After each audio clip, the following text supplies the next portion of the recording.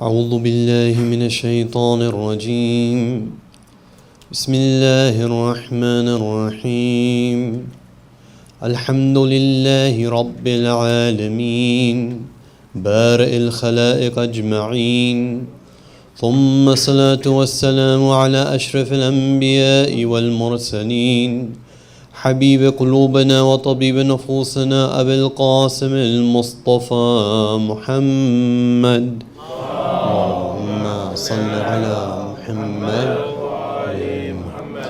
وعلى أهل بيته الطيبين الطاهرين لا سيما بقية الله في الأراضين روحي وأرواحنا لتراب مقدمه الفداء فقد قال الله في كتابه المجيد أعوذ بالله من الشيطان الرجيم يا أيها الذين آمنوا استجيبوا لله ولرسوله إذا دعاكم لما يحييكم واعلموا أن الله يحول بين المرء وقلبه وإنه إليه تحشرون صدق الله العلي العظيم.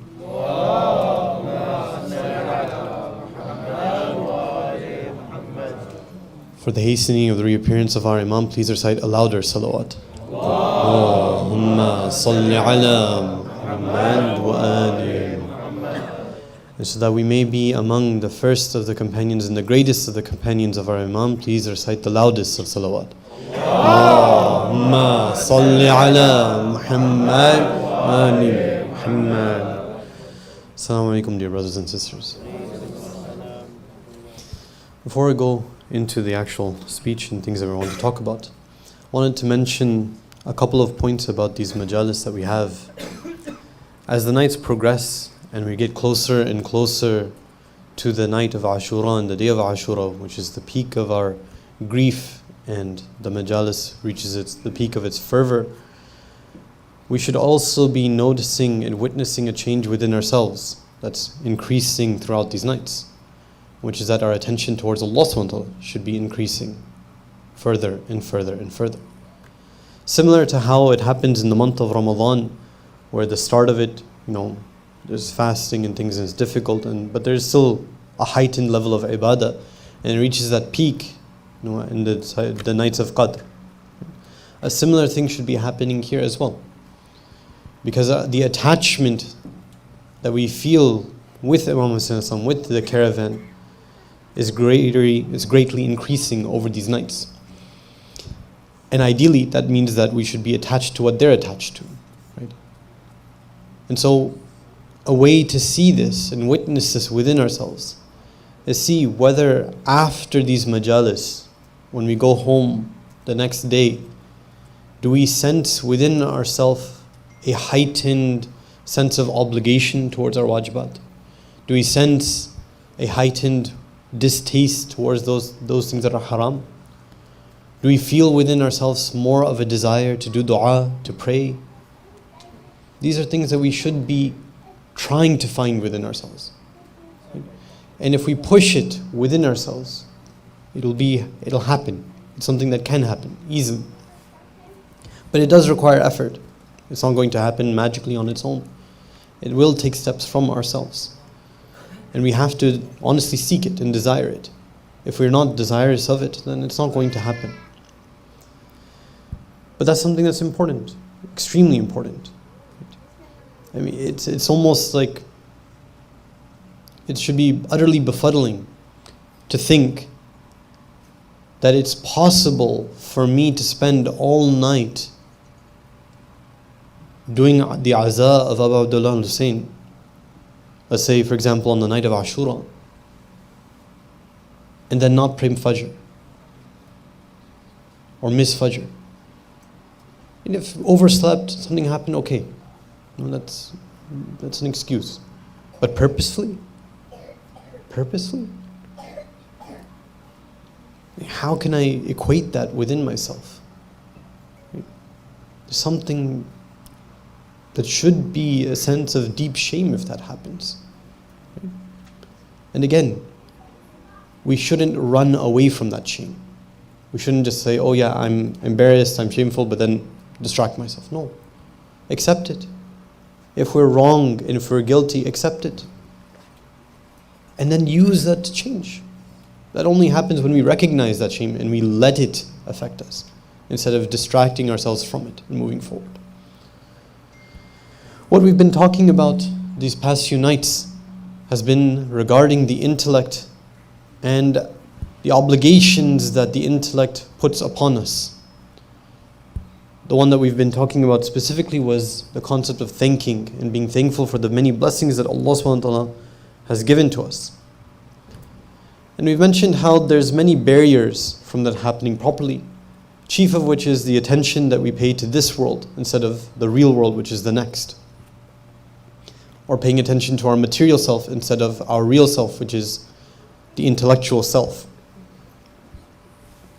Now, we might say that, okay, what's so wrong, about paying attention to the blessings of this world, right? Don't we even say in the Quran that, رَبَّنَا آتِنَا فِي الدُّنْيَا حَسَنًا وَفِي الْآخِرَةِ حَسَنًا.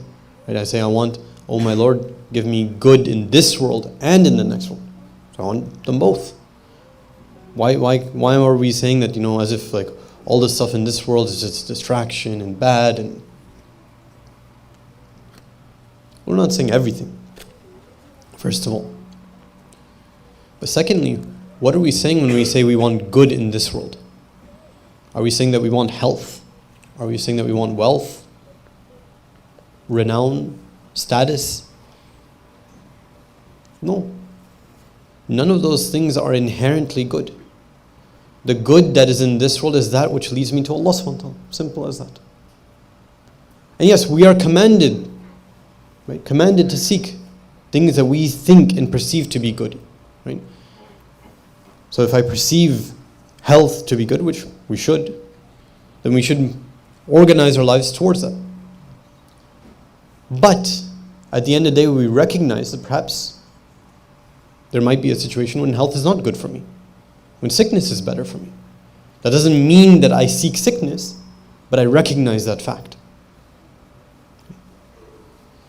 And this is something that's difficult for us to sort of grasp, that could be times, many times, when the trials and tribulations are what's better for me. But that is the case. If it were the case that what would be better for me would just to live a life full of ease, no difficulty, nothing like that, then we wouldn't be living in this world.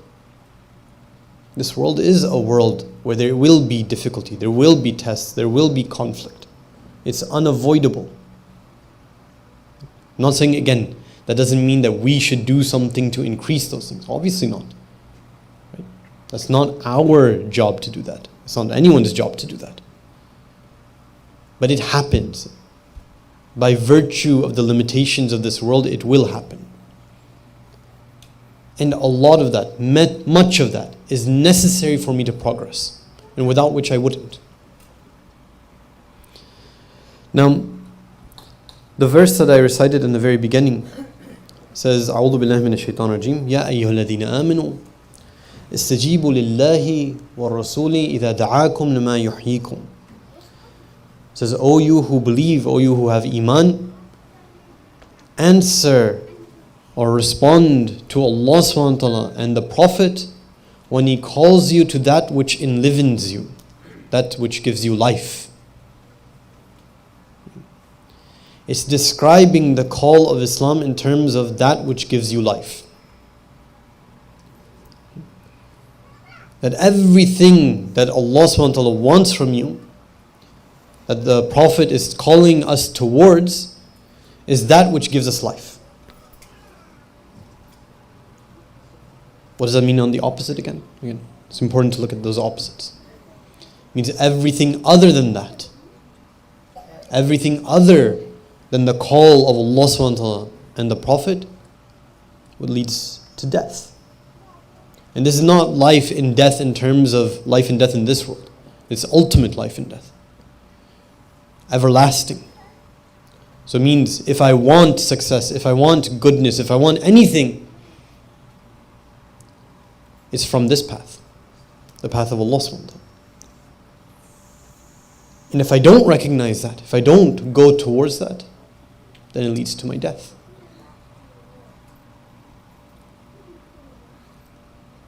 next part of the ayah is beautiful. It's something that it's very difficult to even understand. It says, وَاعْلَمُوا, and know, أَنَّ اللَّهَ يَحُولُ بَيْنَ الْمَرْءِ وَقَلْبِ, that know that certainly Allah subhanahu wa ta'ala is between a man and his heart, mankind in their heart.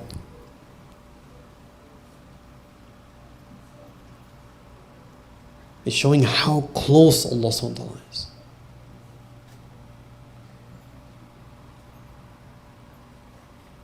There's a hadith Qudsi that's related as a conversation between Hazrat Musa and Allah subhanahu wa ta'ala, where Hazrat Musa asked Allah subhanahu wa ta'ala, are you far so that I should do nida, call out to you?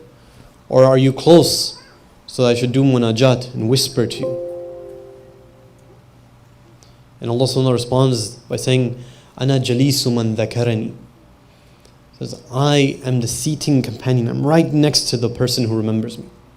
You remember me, I'm there. Allah subhanahu wa ta'ala is not far off. Not somewhere like we have to go seek. No. It's here, present, everywhere.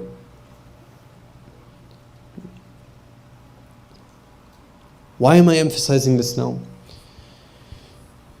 It's because sometimes the way that we perceive religion and look at religion is in such a compartmentalized way and staggered way that we view Islam and Allah subhanahu wa ta'ala to be almost contained in certain places. Right? Allah subhanahu wa ta'ala is there when I'm on the janamas. He's there when I'm in the center. He's there when I go to the masjid. He's there when I pray. Other times, when I'm about to sin, when I'm with my friends, at work, traveling, having fun, vacation. No, He's there at all those times too.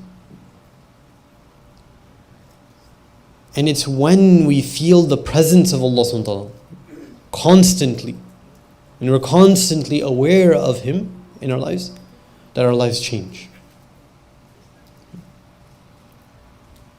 And this is why it's extremely important for us to be conscious of ourselves. One of the pieces of advice that you ask any teacher of morality, of ethics and spiritual wayfaring, of what to do if you want to increase on your path, what is the first step, most important step? They say is that you have to do an accounting of yourself. Constantly be accounting of yourself. Every single night, before you go to sleep, think back to the things that you did within that day. If it was something that was haram, do istighfar immediately. If it was something good, then thank Allah subhanahu wa ta'ala for giving you the tawfiq to be able to do it, and ask for increasing in your tawfiqat. And don't just stop at actions. Look at your intentions. Why did I do it? If I was praying, why did I pray? Did I pray because I honestly thought I'm supposed to? I am answering the call of Allah subhanahu wa ta'ala? Or did I pray just and only because I just happened to be in the center? Now that's not something that didn't say that I'm the worst person on earth. No. Alhamdulillah, God gave you the tawfiq to be in the center and gave you the ability to, for lack of a better word, bend under that social pressure to pray. That's still a tawfiq. But you recognize there's a level of weakness within me then. I need to ask for more. I need to push myself further than that. When we do that, we become cognizant of ourselves in front of Allah subhanahu wa ta'ala. At all times, it starts to become a habit. That we're constantly on the lookout, aware of ourselves before Allah subhanahu wa ta'ala. Not in the beginning. In the beginning it's really difficult. Sometimes it's difficult for us to even remember what we did throughout the day. That's why some teachers even give an advice to split the day in half. Do it once at noon and then once at when you're going to sleep. But eventually, inshallah, it becomes a habit for us. And eventually we are always looking out, always thinking of ourselves as if we're before Allah subhanahu wa ta'ala. Seeing ourselves like that. Not like a delusion, like as if I'm imagining things. No. As in we witness it. We see ourselves before Allah subhanahu wa ta'ala. And that's something to be grateful for. And we've been talking about giving thanks and being grateful for all of the blessings that Allah subhanahu wa ta'ala has given to us.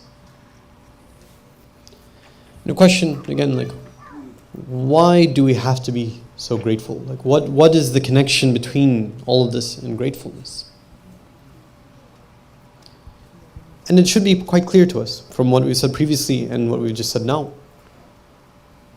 The more attention and the more awareness we have of the blessings that we've been given, of the tawfiqat that we have, the more grateful we are.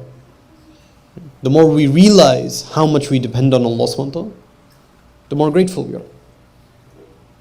And on the opposite end, the less gratitude that we have, the lesser that we thank Allah subhanahu wa ta'ala, the more we tend to forget everything. We don't see anything at all. There's a verse in the Quran, it's in Surah Jathiyah, verse number 23. It says, أعوذ بالله من الشيطان الرجيم أفرأيت من اتخذ إلهه هواه وأضله الله على علم. It says, have you seen the one who takes for his God their own desires, their own lowly desires and whims? Allah subhanahu wa ta'ala misguides them upon their knowledge. Means they knew what was right. They knew that Allah subhanahu wa ta'ala existed. They had that. But then still they took their lowly desires, that to be the guiding force for them in their lives. And in consequence, they became misguided. Now, there's a whole topic, and don't want to go into it, but the whole topic of why are we relating and sort of attributing the misguidance to God, that why did He's the one who misguided them? And I don't want to go into it, but very, very, very, very briefly, right? Everything can be attributed to Allah subhanahu wa ta'ala. Every single thing. As He is the ultimate and absolute master of everything, and nothing at all happens without His will. Everything can be attributed to Allah subhanahu wa ta'ala. That does not negate, again, as we said before, our own will. Our own will can still be part of that series of events, and is a part of the series of events. But we can still attribute all of our actions and all of the results that happen from them to Allah subhanahu wa ta'ala from one perspective as well. The ayah continues. It says, وَخَتَمَ عَلَى سَمْعِهِ وَقَلْبِهِ وَجَعَلَ عَلَى بَصَرِهِ غَشَاوَةً فَمَنْ يَهْدِيهِ مِنْ بَعْدِ اللَّهِ. It says, a seal is placed upon their ears and their heart, and their eyes become closed. And it says, and so who will guide this person after Allah? Right? After Allah has put them into misguidance, who's going to guide this person? If we close our eyes to the mercies of Allah subhanahu wa ta'ala, to the blessings of Allah subhanahu wa ta'ala, that's our state. That's what will happen to us.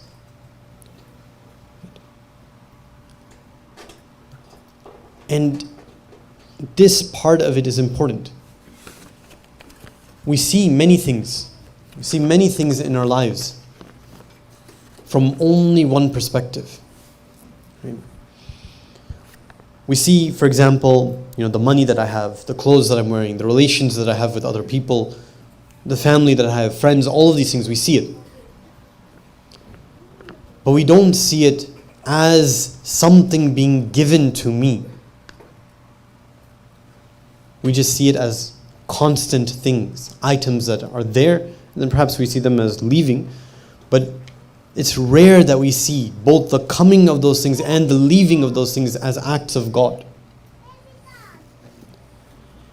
And their ultimate reality is that part of it, rather than the facet of what we see of them.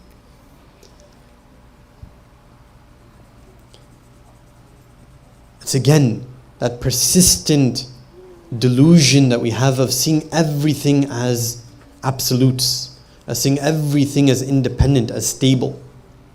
That's not the reality.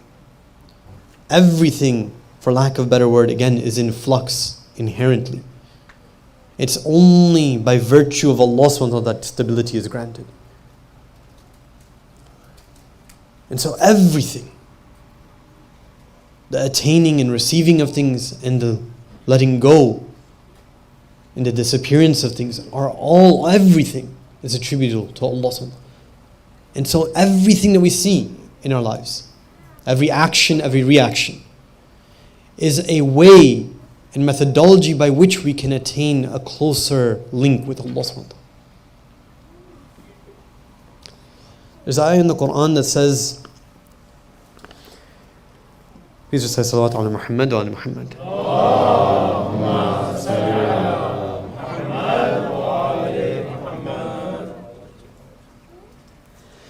It says, إِنَّمَا الْمُؤْمِنُونَ إِذَا, I'm having a slight amount of doubt if it's ذَكَرَ, I think it's ذَكَرَ.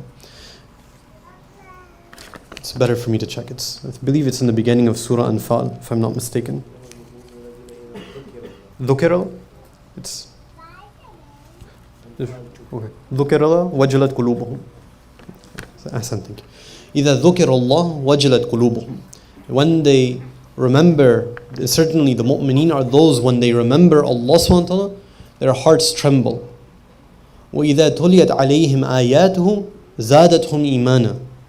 And when the signs of God are recited upon them, they increase in iman. What are the signs of God? Can we think of a single thing that exists but is not a sign of God? There's nothing. That means I'm being afforded opportunity after opportunity, infinite opportunities in perhaps one moment to increase my iman. And on one side, that's very, very, heartening that I have all of these opportunities before me. But on another side, that's also very frightening. Because if I look at myself and I see myself not taking advantage of it, that means that I'm ignoring all of those opportunities. And I'll be held accountable. Our existence, every moment, is a new, renewed link with Allah subhanahu wa ta'ala. Please just say salawat ala Muhammad wa ala Muhammad and move a bit forward. Allahumma salli ala Muhammad wa ala Muhammad. صلوات محمد وآل محمد. اللهم صل على محمد وآل محمد. Now, the ones who become truly grateful and thankful of Allah subhanahu wa ta'ala and His blessings achieve this heightened perspective. But what happens when we don't? Do we call it quits? Do we say that, it's not for me, I can't do it? If we look at the du'as of our imams and how they spoke with Allah subhanahu wa ta'ala, it shows us and guides us how to use the times when we're low to reach higher levels. Sometimes we only go after the dua when we're feeling a heightened level of spirituality, like, okay, I'm on a high, let me say dua. No, look at how the du'as speak. Most of them are talking about when they're at a low, when something has happened. They're expressing some level of defeat from within themselves. And from that perspective, they're reaching out towards Allah subhanahu wa ta'ala. One of the 15 whispered prayers, the Munajat al-Khamsata Ash, that Imam Zain al-Abidin alayhi salam narrated, is the Munajat of the Shakireen, the ones who are thankful. It starts with this line. It says, Ilahi, adhalni an iqamata shukrak tatabu'u tawlik. It says, oh my God,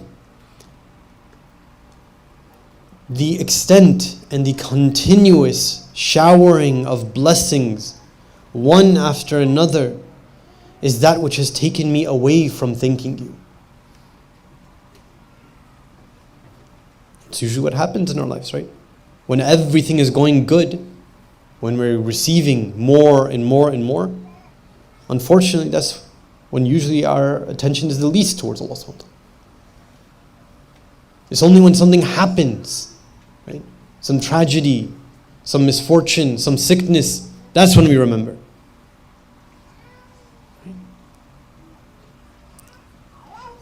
But the Imam is using that, right? He's expressing himself in that way, admitting to that, so that he can seek a heightened amount of connection with Allah subhanahu wa ta'ala. He's teaching us to do the same. We can do the exact same thing. If we recognize within ourselves that there's something missing, that there's a defect, that I've done something wrong, we can use that realization to get a heightened attachment with Allah subhanahu wa ta'ala. That moment of realization itself is precious. Let's not waste that. Yes, we did something wrong, but Allah subhanahu wa ta'ala has hope in me. That's why He allowed me to recognize that I did something wrong. Yes, I was ungrateful, but I realized I was ungrateful, and so I can express that in front of Allah subhanahu wa ta'ala. I can admit it. We need to use these times of our lives as well. I'll just mention another line from the Munajat because it's beautiful. Several lines later it says, وَهَذَا مَقَامُ مَنِ اعْتَرَفَ بِسَبُوغِ النِّعْمَةِ وَقَابَلَهَا بِالتَّقْصِيرِ. It says this is the place, this is the status, I'm admitting myself in front of Allah subhanahu wa ta'ala. This is the status of the one who admits of the greatness and infiniteness of the blessings, and in return of that, in response to that, admits taqsir, admits that they're deficient, they can't do anything that it deserves in response. وَالشَّهِدَ عَلَى نَفْسِهِ بِالْإِهْمَالِ وَالتَّضْيِيعِ, and bears witness upon himself of negligence and heedlessness. The Imams are saying this.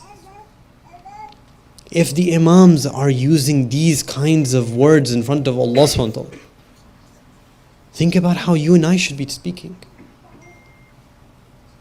How greatly we should be crying in front of Allah subhanahu wa ta'ala, admitting ourselves and our reality in front of Him.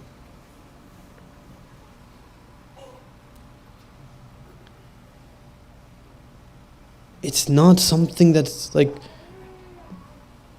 we can't just ignore that.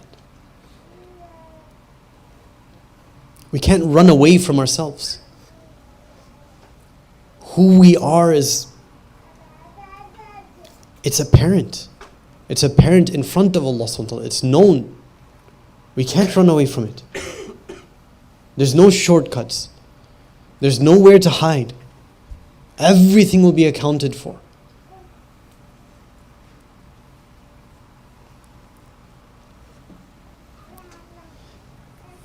There's another verse in the Quran.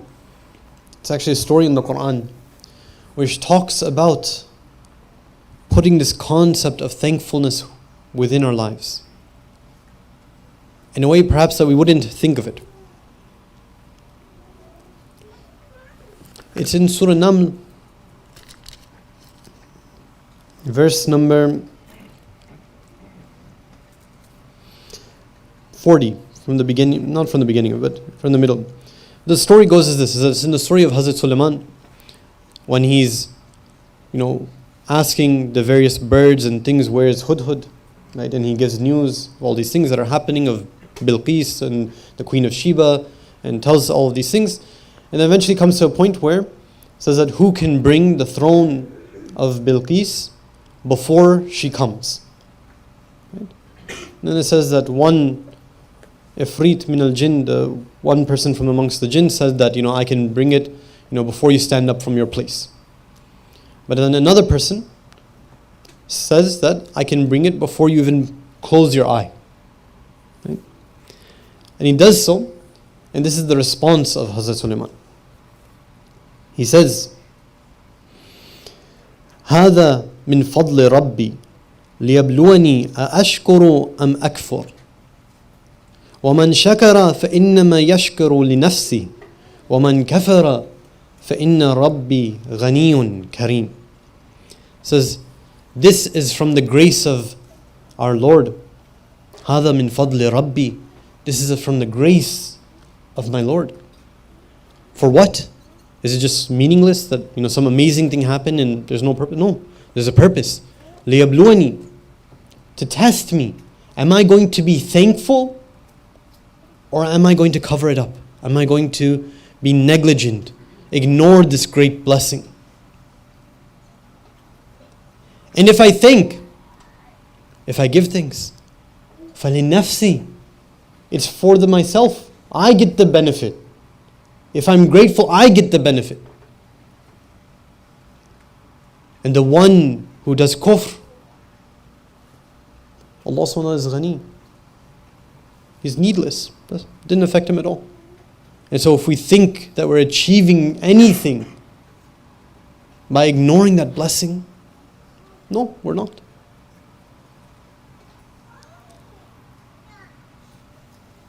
So even the amazing things, the astounding things that happen, the Prophet is seeing that as a way to thank Allah subhanahu wa ta'ala.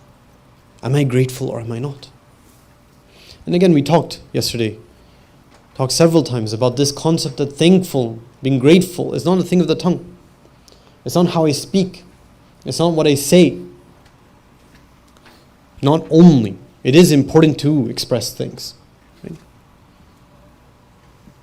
But it's what I do with that blessing. How I utilize it that constitutes whether or not I was grateful. Now, before I move on, there's a point I want to make about this Quran as well.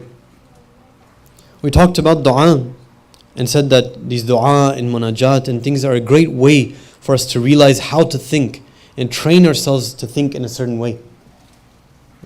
And they're a way of guidance from the Imams. And by the way, this sort of, inshallah, it's not something that anyone here has, but this sort of thing where we describe Imam Zain al-Abidin as like bimar and the one who is sick and things, is the greatest insult we could give to our Imam. He was sick for a few days. You're going to call his whole life as like a title that he was the bimar? He was a sick person? No.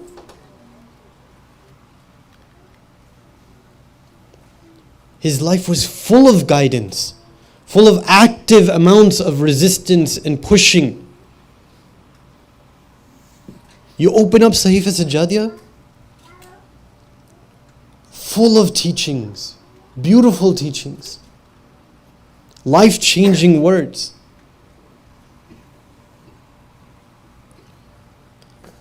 But beyond that, more than that, is this Quran. This Quran was sent as a book of guidance for you and me. It's our book of guidance. It's our methodology of reaching Allah subhanahu wa ta'ala. Everything that we have from Islam is from this book.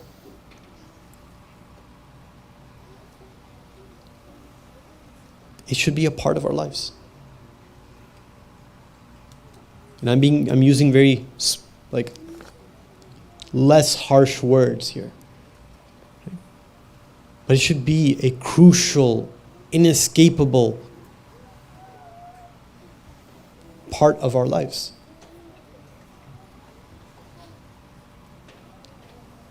And if it's not, then we have to change that.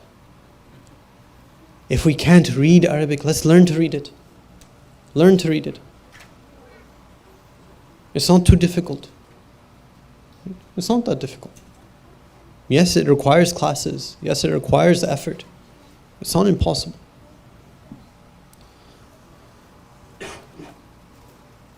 If we can read it, and even if we can't read it, at the very least find a way to ponder on it, the meanings of it. Attend a class, read some tafsir. Have it a part of our lives, constantly. If we don't have an attachment to this Quran, we don't have an attachment to Islam. If we don't have an attachment to this Quran, we don't have love for the Ahlul Bayt. It's not possible. We say in Hadith Thaqalain, they're inseparable. They're not going to be separated. It's crucial. Inshallah, we can use these nights as inspiration to change these things within our lives. Identify where is the defects, where am I being held back, and improve on that, inshallah. Now, what we've talked about so far in all the things of the intellect and this giving thanks is on the side of the individual.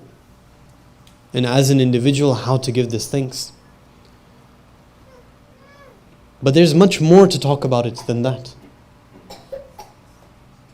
What's in some way more important is to talk about how does it look for a community, for a society, if they're held and bound by the principles of the intellect, and if they're led by the intellect, if they're led by this higher reality. What does a thankful community, a thankful society look like?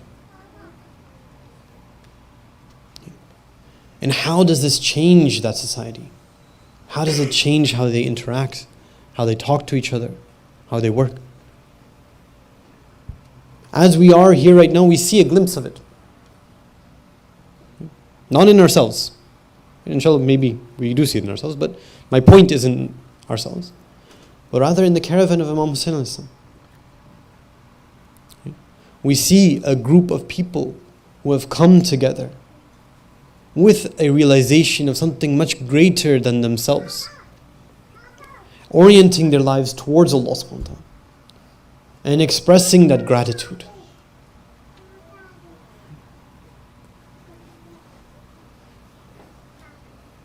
There's not a single time through the events of Karbala that Imam Hussain is complaining to God and saying, why did you do this to me?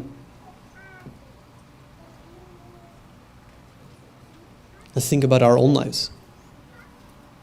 How many times have we complained to Allah and say, why did you do this to me? Why is this happening? Did I deserve this? I prayed on time. I didn't deserve this.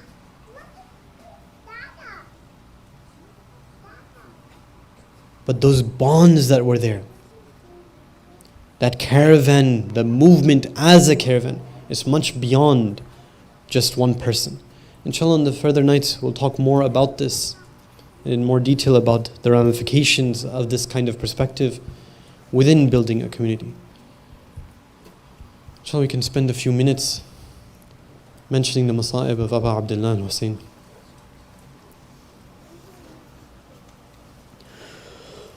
اللهم صل على محمد وآل محمد.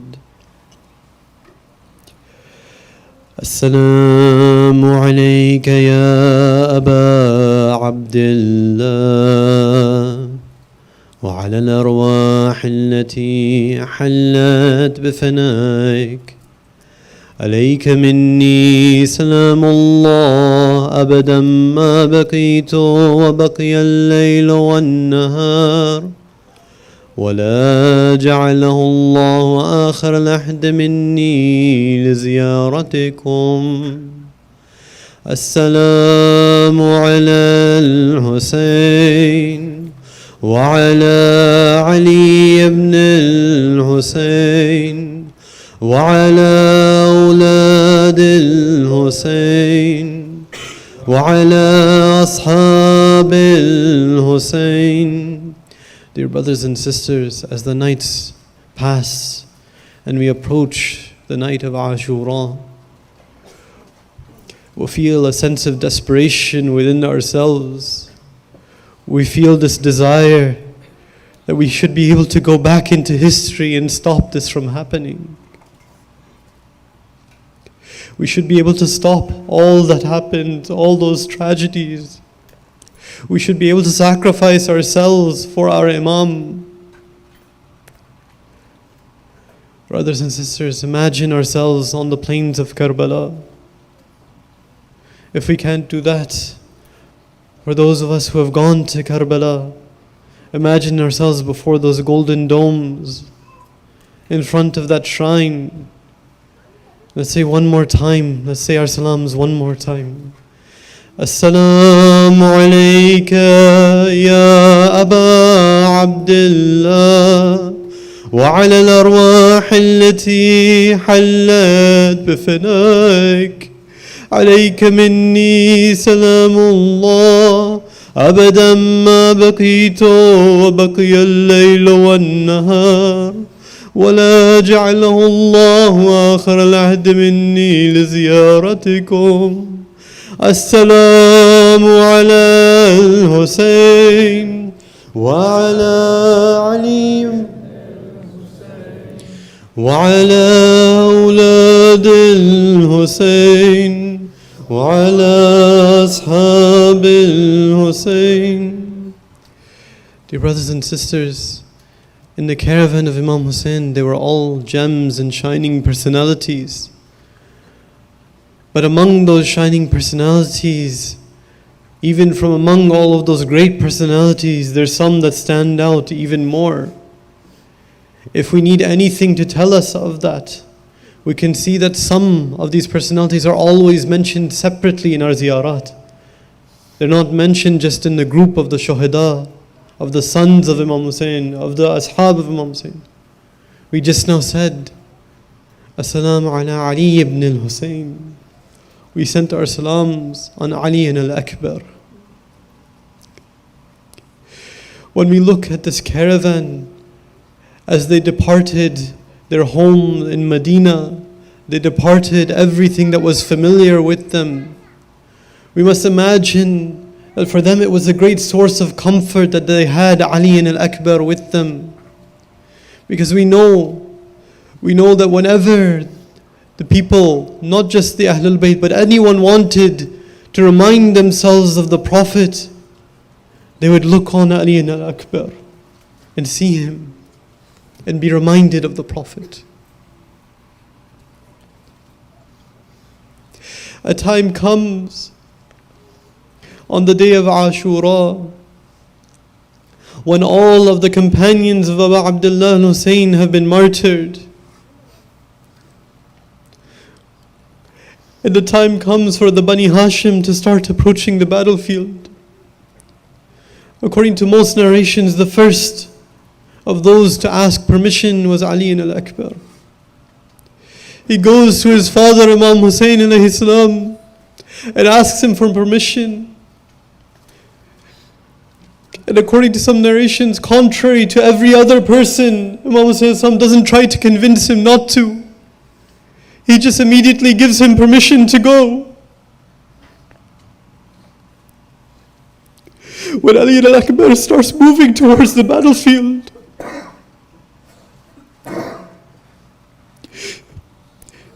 Imam Hussein starts to cry.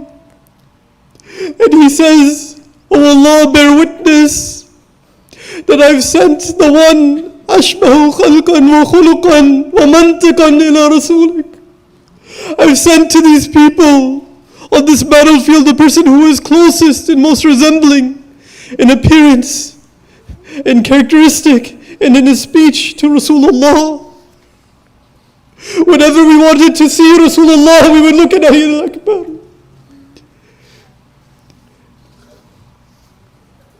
Ali al-Akbar goes and starts to fight on the battlefield. After a period of time, he comes back and returns to Muslims. He says, "Oh my father, al-Atash qatalani.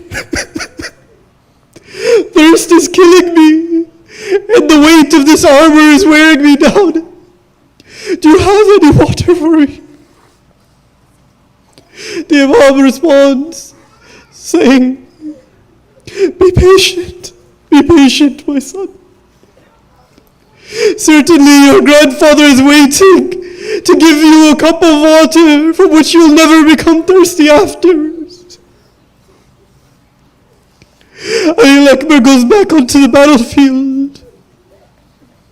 He fights valiantly until a point reaches when he's struck. He says, Ya Abata, Ya Abata, Akroka Salam, I say salam to you. I see my grandfather with water, and he's telling me that he's waiting for you. Imam Hussein rushes to the body of his son. According to some Maktas, it says that by that time the soldiers had surrounded him and cut him into pieces, irba and nirba. When Imam Hussein reaches the body of his beloved son, he places he places his cheek upon his cheek. He says, Ala dunya ba'daka al-afa. After you, this world has no meaning. Hazrat Zainab rushes from the tents. She rushes from the tents. So, Ya Habiba, Yabna Kha, oh my beloved, oh the son of my brother. She throws herself onto the body of Ali Akbar. Imam Hussein is first to take her back to the tents and asks his other sons to bring the body of Ali Akbar back. But oh, brothers and sisters, the tragedy of Imam Hussein for Imam Hussein ends soon. But for the women, for the children, they feel the absence of Ali Akbar afterwards as well. They feel it when the tents are burning and there's no Ali Akbar to save them. They feel it in the next morning when there's no Ali Akbar to say the adhan. They feel it on the way to Kufa. There's no one to help Zainab go onto the camel. They feel it in the dungeons of Sham when a lash is being hit and there's no one to save them. على لعنة الله على قوم الظالمين وسيعلم الذين ظلموا أي منقلب ينقلبون. مات من حسين.